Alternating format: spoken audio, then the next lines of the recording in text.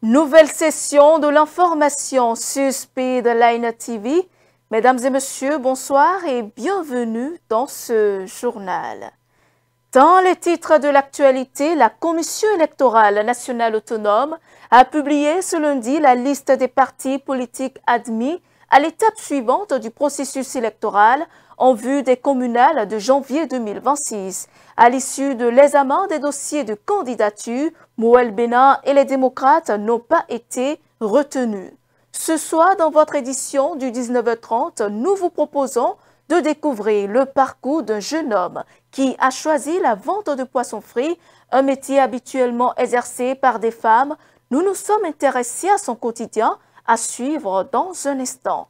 Au cœur de l'actualité internationale au Gabon, le procès de l'ancienne première dame Sylvia Bongo Ondimba et de son fils Noureddine Bongo Valentin s'est ouvert ce lundi pendant une semaine. La justice gabonaise prévoit d'examiner les rouages et le basculement présumé d'un système de fraude.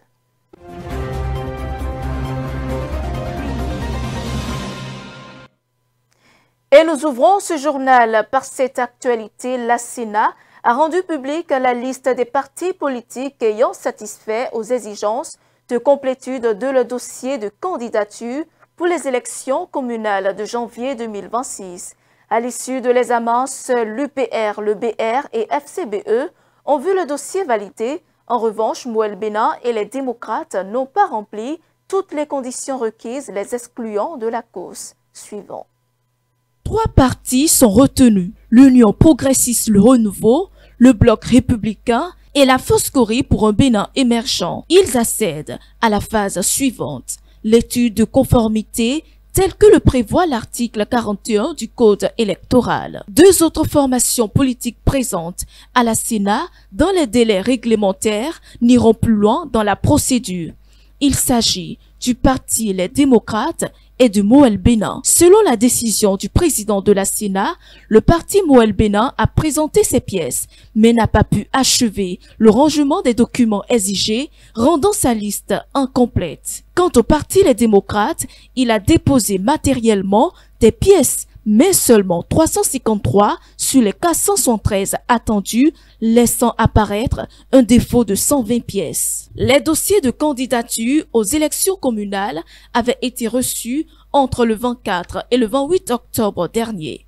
Mais la Sénat avait prorogé de quelques jours supplémentaires la période d'enregistrement effectif des dossiers des partis en raison, vu l'arrivée de tous les partis seulement le dernier jour, à savoir le 28 octobre.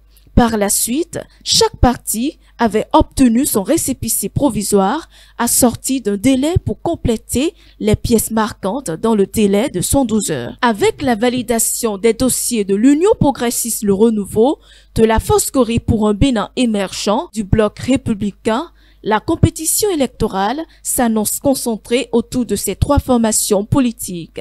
L'absence des démocrates et de Moël Bénin redessine les rapports de force en vue du scrutin communal. Dans un autre registre de l'actualité, la Haute Autorité de l'audiovisuel et de la communication a bénéficié ce mardi d'un important don de matériel informatique offert par la République populaire de Chine. Les équipements ont été remis par l'ambassadeur chinois Wei Zhang au président de l'ARAC, Édouard Locaux. Compte rendu, Romaric Dossa. Bonne nouvelle pour le personnel de la Haute Autorité de l'audiovisuel et de la communication RAC. 10 ordinateurs, 6 imprimantes, 5 photocopieurs et 6 disques. C'est le don fait par la Chine à l'organe de régulation des médias du Bénin. Le lot de matériel a été remis ce mardi 11 novembre par l'ambassadeur de la République populaire de Chine près le Bénin au président de la HAC. On espère que ce geste peut accompagner dans les efforts de la HAC de modernisation et de transformation numérique pour qu'elle puisse contribuer davantage au développement du Bénin. Dans le futur, l'ambassade de Chine souhaite renforcer la coopération amicale avec la HAC et le milieu des médias béninois et créer une plateforme d'échange plus large pour les médias de nos 2 pays. Nous espérons ainsi que la HAC pourra encourager de plus en plus de médias béninois à continuer de raconter la paix d'histoire et les réelles histoires sur la coopération amicale entre les deux pays, afin de promouvoir davantage la compréhension et l'inspiration mutuelle entre nos deux peuples. La Chine et le Bénin sont des compagnons de route et de véritables amis sur la voie de modernisation. La partie chinoise entend mieux articuler le 15e plan quinquennal avec les objectifs de la vision 2026 du Bénin. Mettre pleinement en œuvre le consensus dégagé par les deux chefs d'État ainsi que les acquis du sommet de Beijing sur le forum sur la coopération sino-africaine, afin d'insuffler sans cesse une impulsion vigoureuse au développement du partenariat stratégique sino-béninois. Très ému, Édouard Loko exprime sa gratitude aux donateurs et rassure de l'utilisation efficiente de ces accessoires informatiques. La HAC est une administration gros consommateur de matériel informatique, et cela se comprend. L'État central fait ce qu'il doit, c'est sûr. Mais les besoins sont toujours là et, monsieur l'ambassadeur, croyez-moi, c'est avec beaucoup de gratitude que nous avons appris que vous allez nous faire ces dons de matériel, parce que le besoin existe. Ce soir, la moitié de tout ce matériel ira à l'intérieur du pays, parce que nous avons 5 directions dans tous les départements où le besoin se faisait sentir. C'est vrai que mon administration, la direction du cabinet, le secrétaire administratif, ils ne seront pas contents parce qu'ils espéraient en avoir le gros lot, mais non, ce sera à l'intérieur du pays, pour plus d'efficacité. C'est vous dire combien votre geste est vraiment le bienvenu, très amical, et cela dénote des bonnes relations qu'il y a entre la Chine et le Bénin. L'essentiel n'est pas de donner, mais de savoir donner ce dont l'ami a besoin. Une fois encore, au nom du Bénin, au nom de la HAC, je vous dis merci. Pour ces deux personnalités, ce geste constitue également le symbole fort de l'amitié et de la coopération qui lie les peuples chinois et béninois. La vente à la sauvette attire de plus en plus de jeunes en quête de moyens de substance. Parmi eux, un visage se démarque, celui de Modeste Kakpo, un jeune homme qui a choisi de vendre du poisson frit, une activité généralement réservée aux femmes, un choix audacieux qu'il assume pleinement pour subvenir à ses besoins. Découvrons à présent son univers à travers ce reportage. Lui, c'est Modeste Kakpo, un féru de la vente à la sauvette. Il fait de la vente de poissons frits son gagne-pain, une activité qu'il exerce depuis son jeune âge avec sa mère qu'il y a initiée. Je venais l'aider et avec le temps, j'ai pris position. Un choix qu'il assume pleinement, malgré son statut d'homme, puisque la vente de poissons est ici une activité majoritairement exercée par la gente féminine. Et c'est justement ce qui attire la sympathie de la clientèle envers lui. Non seulement je trouve assez de clients, mais les bonnes dames, avec la jalousie et les menaces, ne me donnent pas assez de temps pour que je puisse gérer ma clientèle. Des insultes, des mots très embêtants et tout et tout. Pourquoi tout cela arrive d'abord? En fait, quand les clients viennent acheter chez moi, beaucoup me disent que c'est parce que je suis un homme courageux qui veut juste m'encourager à acheter quelque chose chez moi. Mais les bonnes dames qui sont là ne voient pas cela.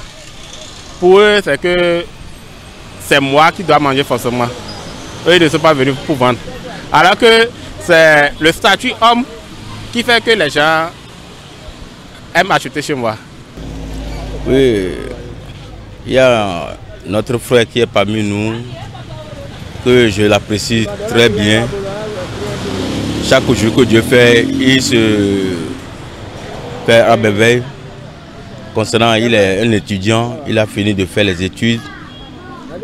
Il est parti apprendre un métier. Voilà que le pays ne va pas, donc il est obligé de faire un petit commerce pour pouvoir assumer ses besoins. Donc chaque jour que Dieu fait, il est parmi nous et il vend des poissons. avec les femmes qui vendent à l'eau au bord de la voie. Et si certains passagers ou bien certains clients le voient, ils sont tellement contents. Surtout dans les domaines de la vente, les passagers l'apprécient comme il le fait. Parce qu'il se bat. Oh,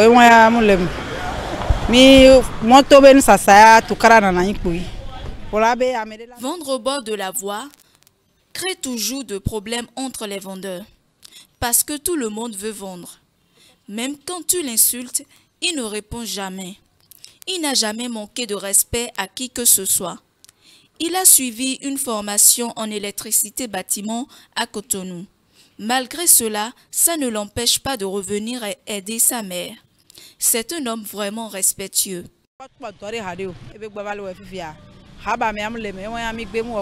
Dans son activité de vente de poissons frits, Modeste ne cesse de vivre des situations qui auraient poussé n'importe qui à abandonner. Cependant, il garde espoir et sollicite toutes les bonnes volontés. La dernière fois, il y a une dame qui s'est descendue de la moto.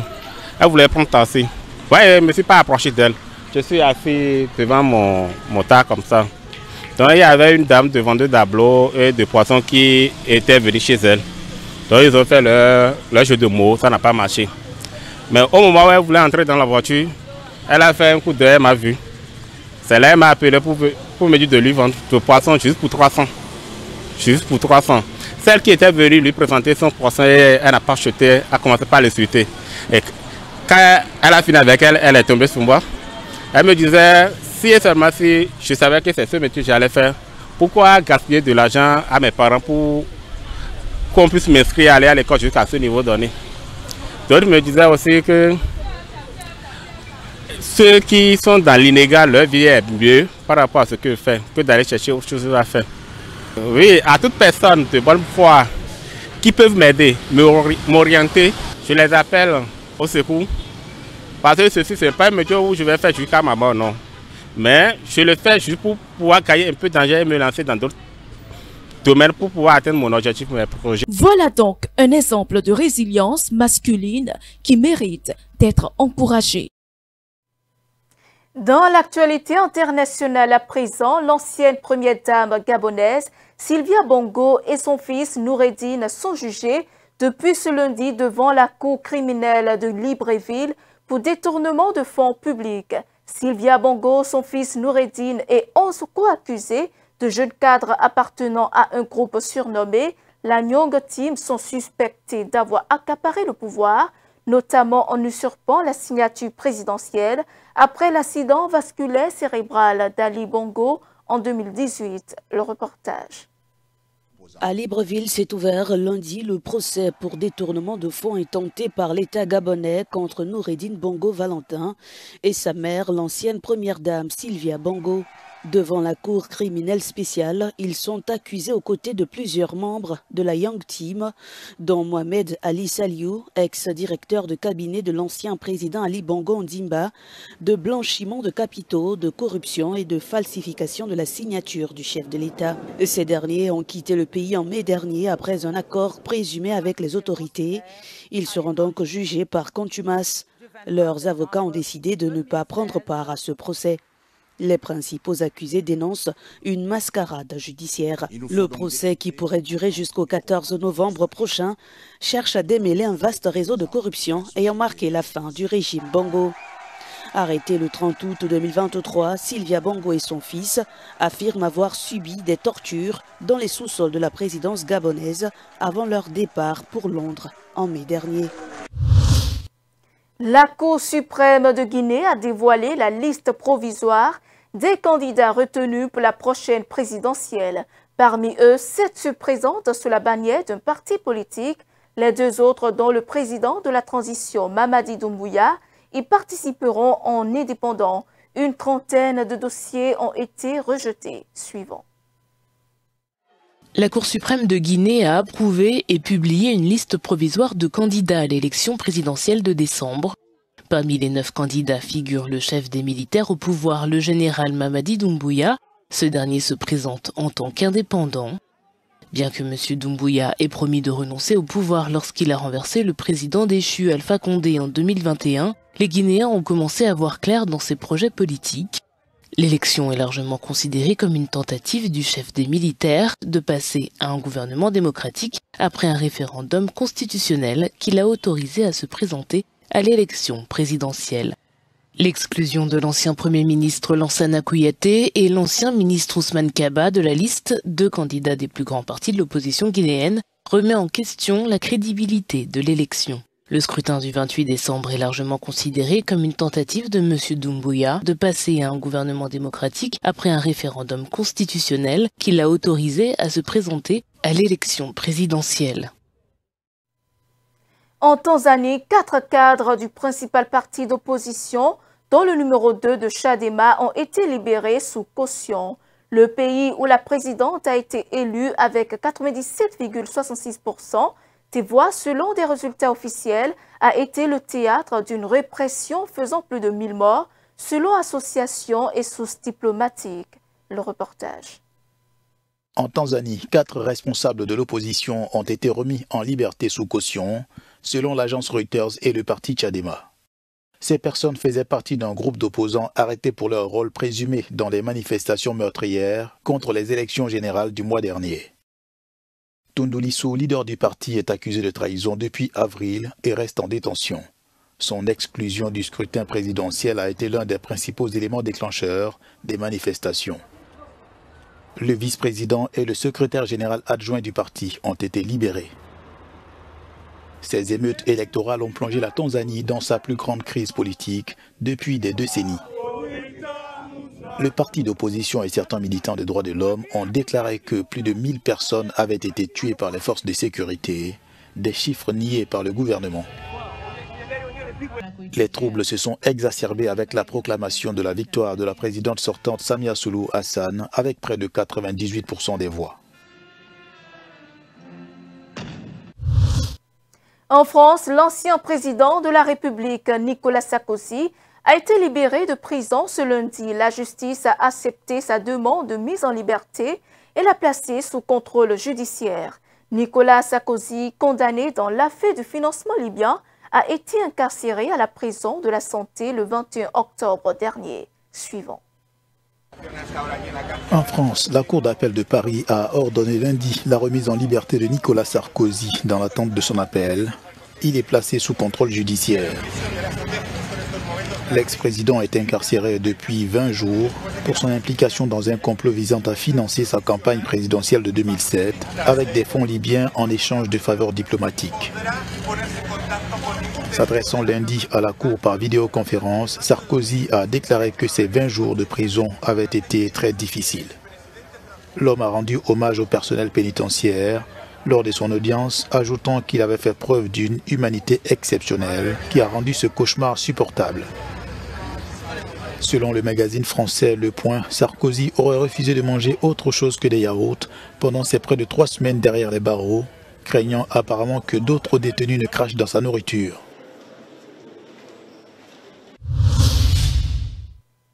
« 33 ans après le sommet de la Terre de Rio en 1992, le monde revient au Brésil pour débattre du sort du climat. Cette fois, les discussions se tiennent au cœur de la forêt amazonienne, le plus grand bassin hydrographique de la planète et le poumon vert du monde. Le président brésilien a mis en garde contre les effets du changement climatique. C'est après moi. Alors que les négociations de l'ONU sur le climat ont débuté lundi aux portes de l'Amazonie, le président brésilien a mis en garde contre les effets du changement climatique. Pour Luis Ignacio Lula da Silva, le réchauffement de la Terre pourrait plonger des millions de personnes dans la faim et la pauvreté. Le réchauffement de la planète pourrait plonger des millions de personnes dans la faim et la pauvreté, réduisant à néant des décennies de progrès. L'impact disproportionné du changement climatique sur les femmes, les personnes d'origine africaine, les migrants et les groupes vulnérables doit être pris en compte dans les politiques d'adaptation. Il est essentiel de reconnaître le rôle des territoires autochtones et des communautés traditionnelles dans les efforts d'atténuation. Face à l'urgence climatique, le monde peine cependant à parler le même langage. Les États-Unis n'ont pas envoyé de négociateurs de haut niveau à la COP30 et auraient décidé une nouvelle fois de se retirer de l'accord de Paris sur le climat. Et c'est la fin de ce journal. Merci de l'avoir suivi. Suivez-nous en continu sur speedlinetv.bg/live et sur nos différents canaux digitaux Facebook, YouTube et TikTok.